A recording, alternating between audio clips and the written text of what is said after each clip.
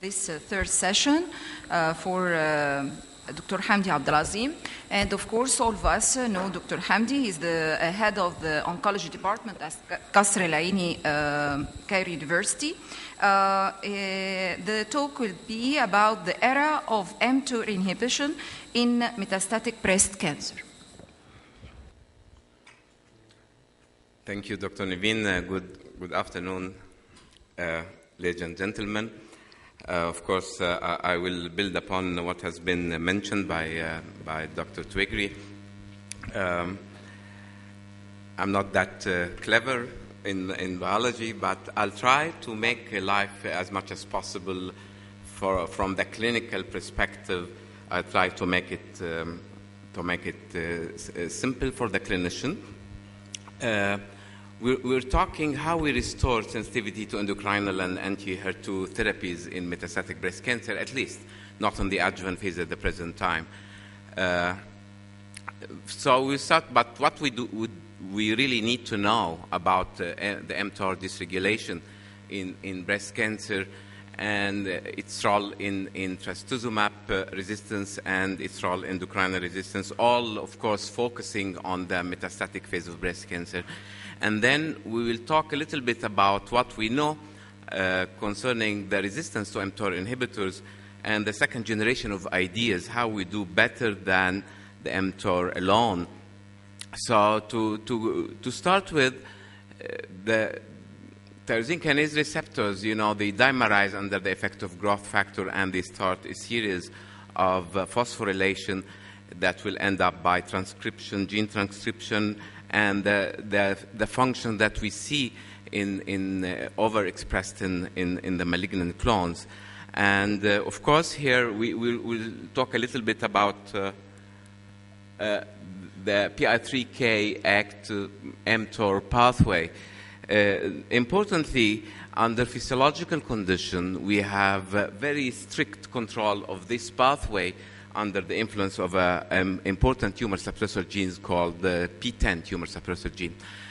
Under physiological condition, the P10 tumor suppressor gene will definitely downregulate the PI3K pathway, so much that we don't have excessive function of this oncogenic pathway.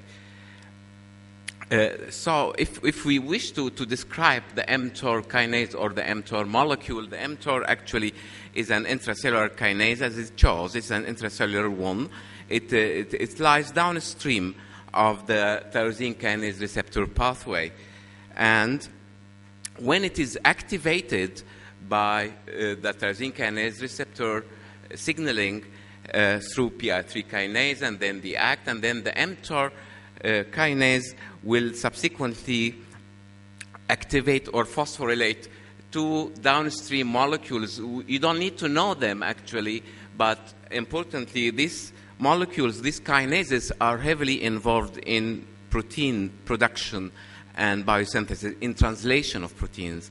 And we care about these proteins because they are really playing a very important role in oncogenesis and progression of cancer, like cyclin D1, vascular endothelial growth factor, bioenergetics, and hypoxia-inducible factor 1 alpha, among other important proteins involved in cancer.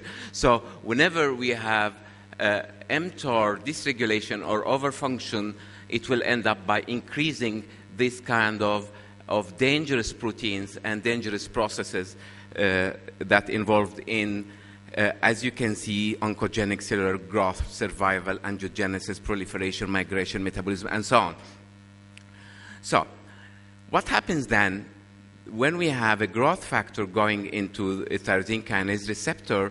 It will open up the gate for the PI3 kinase ACT mTOR phosphorylation. So the PI3 kinase is activated by growth factor cytokine triggered receptors, leading to phosphorylation of the ACT and then phosphorylation or activation of the mTOR. So the mTOR, again, is another definition. It is a polypeptide kinase that functions downstream of the tyrosine kinase-mediated signal transduction.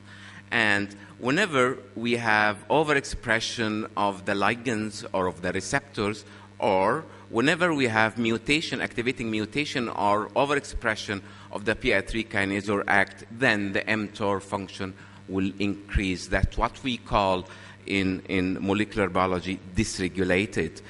And actually, in breast cancer, we have very high incidence of that. We have activating mutations in the catalytic domain of the PI3 kinase, and we have overexpression or mutation of the ACT, and we have PTEN tumor suppressor gene loss or deletion or silencing, and of course we have overexpression of growth factor receptors. Top of the list, of course, is HER2, but importantly, it is insulin growth factor receptor as well. Is very pivotal in breast cancer. All of them, any of these, will end up by increasing the mTOR activity. So, in reality, you will have in the literature very variable percentages of the instance of dysregulation of mTOR related to overexpression of PACT or PTEN loss or HER2 overexpression of PI3 kinase mutation. But usually the mutation of PI3 kinase is in the range of 30 to 40%. It's a little bit higher in ER-positive breast cancer, and of course the HER2 overexpression between 15 to 20%. Anyway, if we go to trastuzumab resistance, we have a long list. I will not go to this, of course, but let's see the top of the list, activation of mutations in the PI3 kinase catalytic domain. You know that Herceptin is a monoclonal antibody directed against certain epitope along the extracellular domain here. That's that trastuzumab.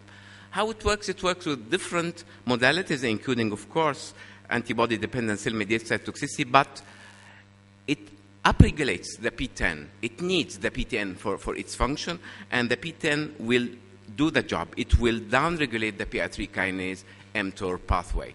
So trastuzumab antagonizes growth signaling properties in HER2-positive breast cancer, and probably it does this mainly by PTEN stabilization of the PTEN and the induction of its function.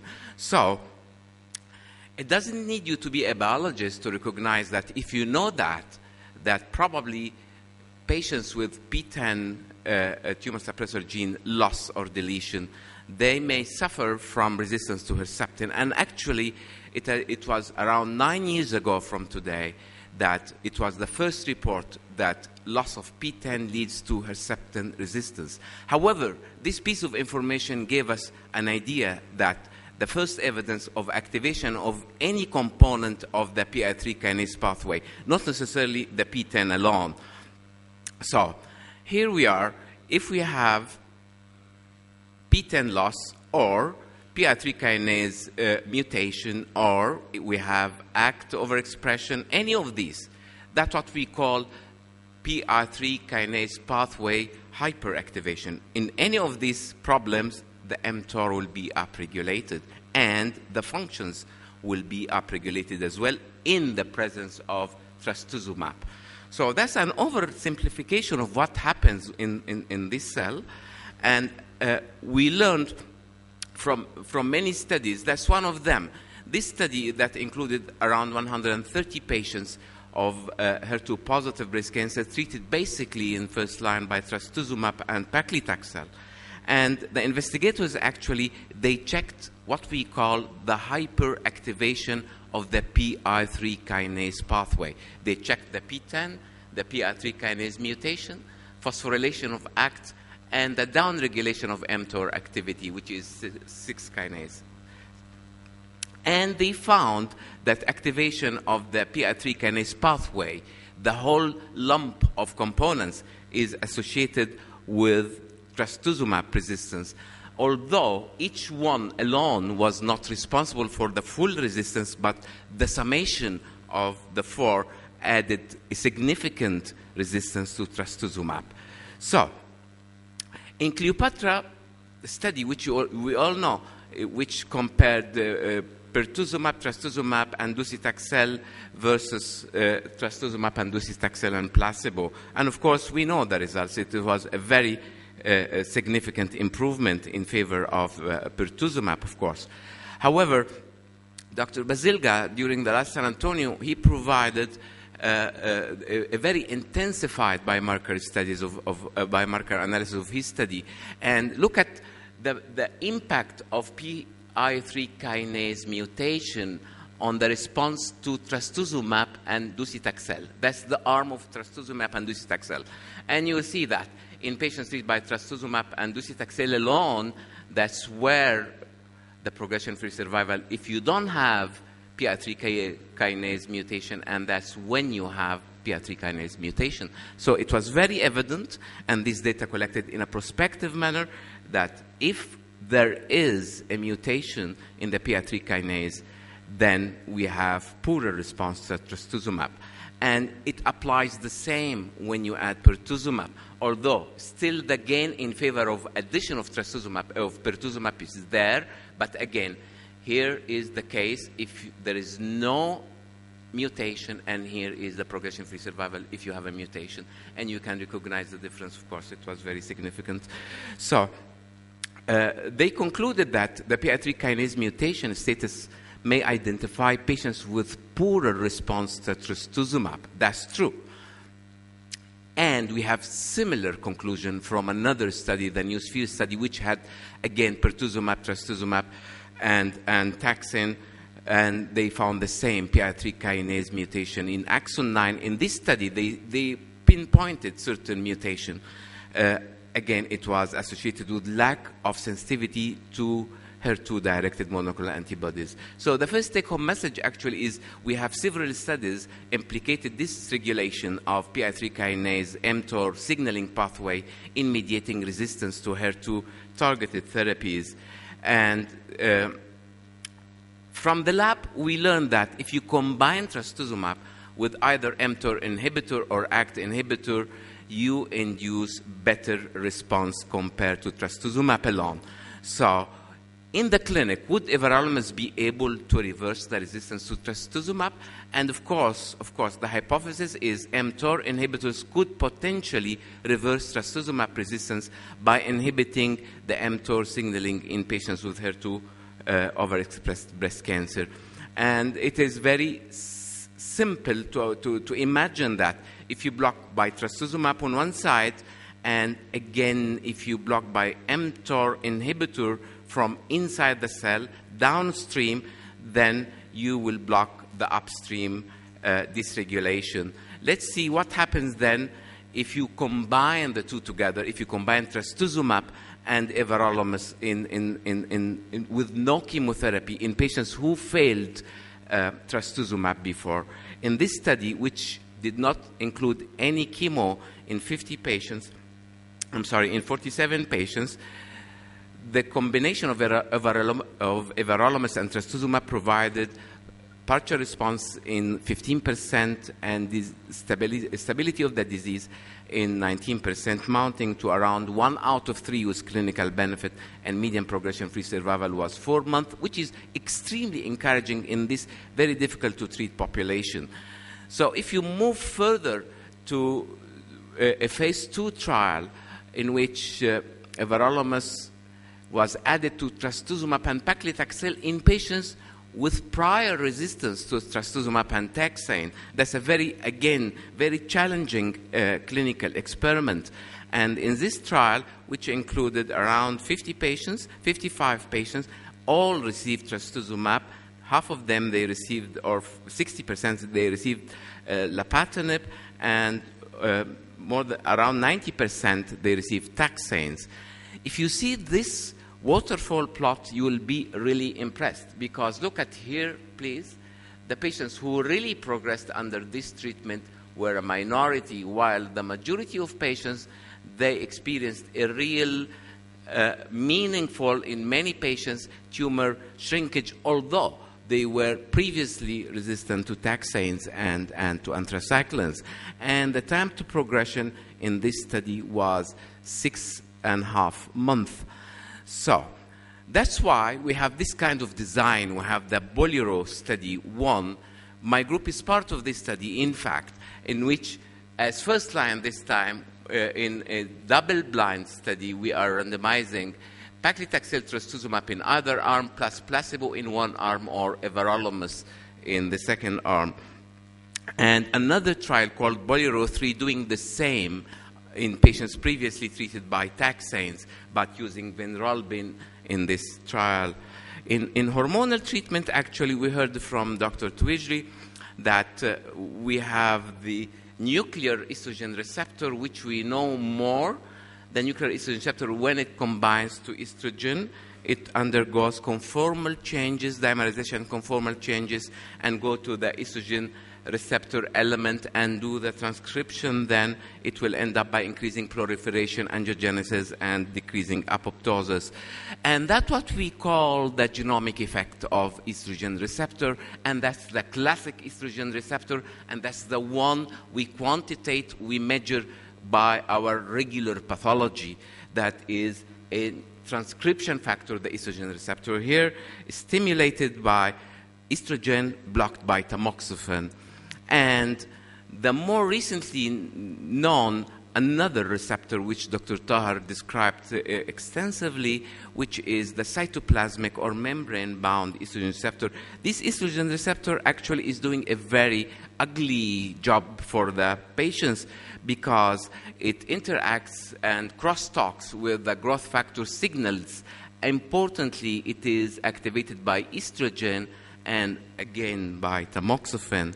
So if you see in a very simplified way how this interaction between growth factor receptors, which depend on mTOR signaling, and estrogen receptor, we'll see we have two levels of interaction actually. You see here the estrogen will go to the estrogen receptor, and that's the nuclear, the genomic effect, and do the growth. That's the thing we know more.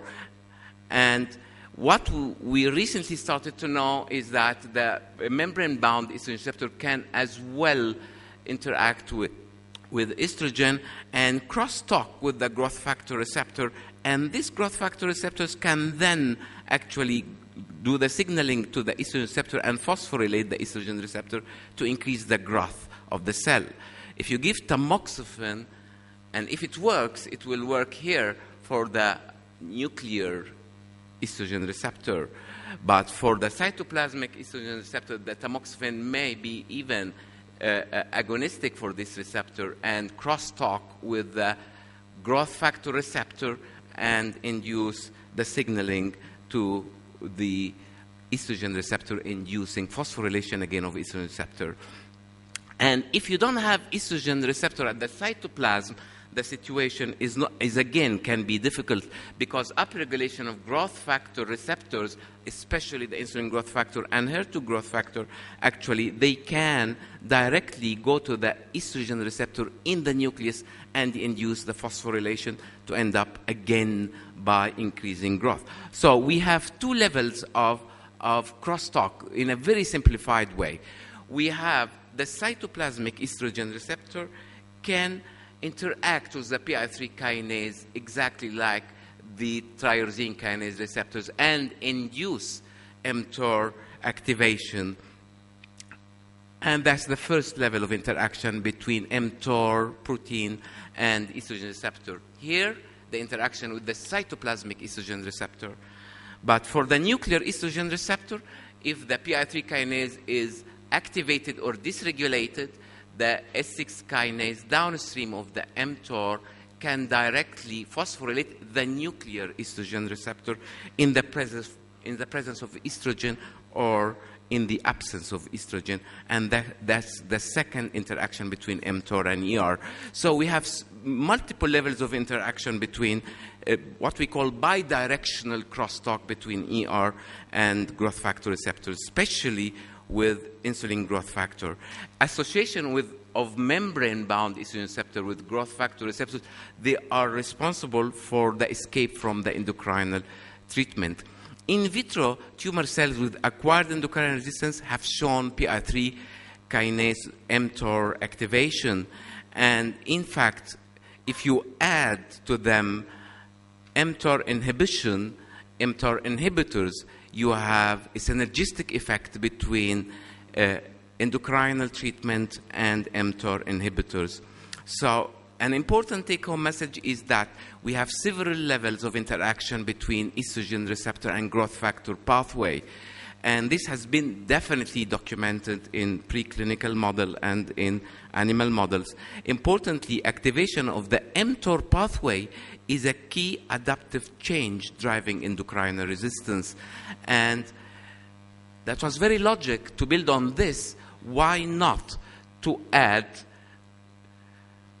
everolimus as an mTOR inhibitor to exemestane, and to compare this versus exemestane alone in the Bolero study, as you know, in patients who failed previously aromatase inhibitors, non-steroidal aromatase inhibitors. You know the results, of course, this beautiful separation of the survival curve with a very significant p-value at 1 year and at 1.5 years, with risk reduction of more than 60% reduction of the risk of progression if you add the everolimus to the exemestane. This will put the theory into a correct perspective. We are understanding well, and we are doing a good job for our patients by hitting the mTOR.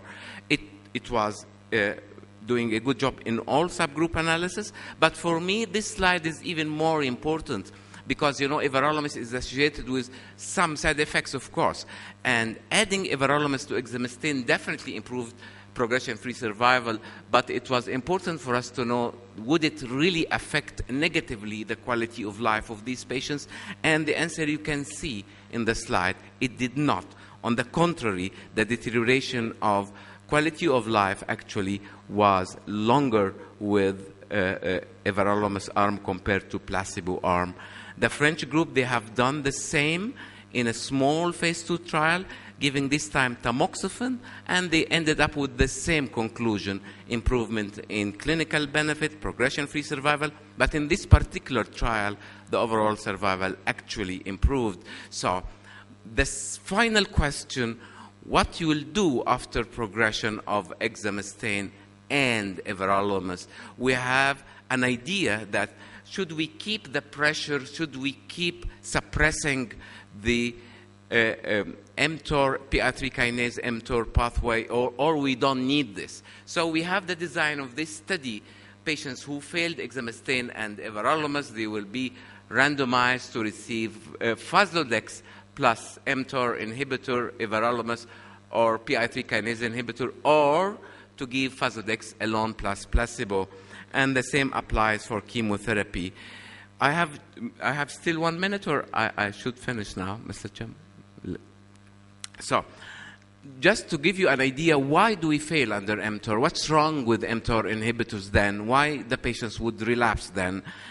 Actually, that's a very complicated and difficult to believe beauty of physiology. You know, if you have excessive stimulation of the mTOR pathway, the S6 kinase, when it is heavily stimulated by the mTOR kinase, as an adaptive response, it will do what we call a negative feedback loop. It will suppress the insulin growth factor receptor pathway. So, in response to prolonged mTOR activation, this S6 kinase will do paradoxical suppression of the insulin growth factor receptor pathway. And this inactivation, actually, it will quench the mTOR activity. So what will happen then if you give mTOR inhibitor for a long time? That's how it is working without mTOR inhibition. If you give mTOR inhibitor here, you will block mTOR, yes, and the S6 kinase will be blocked, yes, the patient will benefit, yes, but after a while, this negative feedback, which suppresses the insulin growth factor signaling, will be lost. So there will be continuous activation of the ACT protein, which is a very dangerous protein. And if the ACT is activated, then the patients will develop resistance. So this negative feedback, actually, it happens after a while of mTOR inhibition, and it is peculiar mainly for the insulin growth factor receptor signaling pathway. So what can we do then? If you wish, you should block the mTOR protein by everolimus, for instance, and again, you block the PI3 kinase, which is another protein. Now, the second generation of ideas is you block the two together. And now we have many molecules blocking the PI3 kinase itself, and we have one molecule actually that blocks both the mTOR protein and blocks the PI3 kinase protein. And we have this drug actually is in clinical development at the present time. The final take-home message, there is a strong rationale to therapeutically target the PI3 kinase mTOR pathway in breast cancer, since we know it is highly deregulated in this disease, and it mediates resistance to anti-HER2 and endocrinal therapies. The anti-mTOR agents have clinical activity. We have seen this, but probably activation of the negative feedback loop may result in decreased efficacy. So the current PI3 kinase inhibitors, they are under development, and I think that the future will be to use the PI3 kinase inhibitors in combination with the mTOR inhibitor. To this end, I thank you for your attention. Thank you, Professor Hamdi, about this interesting subject. Two questions? Yes. Professor Hamdi, thank you for your elegant presentation, as usual. Thank you. My question, do you believe that when you combine mTOR inhibitor with aromatase enzyme, do you believe that we should, this patient suffer from hyperactive mTOR? Do you believe that we should have a biomarker to select the patient most likely to benefit from the mTOR inhibitor? Do you believe that the phosphorylated protein 4E binding protein 1 and S6 could be in the future biomarker for mTOR inhibitor before clinical application?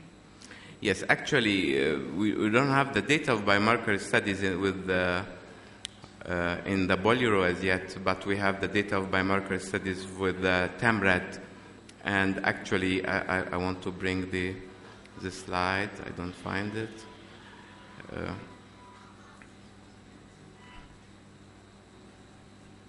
Yes, here we are.